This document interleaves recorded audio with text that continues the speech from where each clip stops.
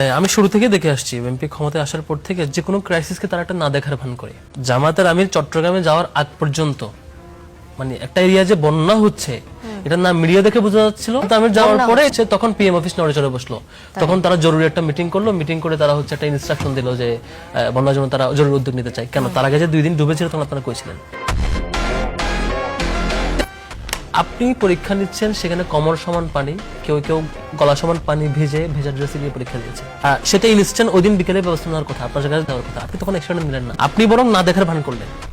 পরে যখন তারা রাস্তায় নামলো শিক্ষার্থীরা, তখন আমাদের ছাত্র দলের সম্মানিত সভাপতি রাকিব ভাইয়ের নেতৃত্বে শাহবাগে মিছিল হইল, শিবিরের চামড়া তুলে নেব আমরা, আপনি দেখে থাকবেন। আমি এমন স্লোগান আমি গতকালকে ওইখানে শুনিনি। একটু দেখেন না রাকিব ভাই নেতৃত্ব। আবার আরেকজন নেতা তাদেরকে আওয়ামী লীগ ট্যাগ দিলেন যে আওয়ামী লীগরা যায়। অর্থাৎ আপনি শিক্ষার্থীদেরকে একটা পলিটিক্যাল ট্যাগিং এর আওতায় নিয়ে আসতে চাইলেন।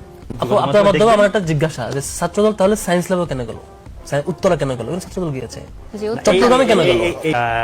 ছাত্রদল গিয়েছে আমি জানি না, প্রমাণ আছে, আপনি চেক করবেন।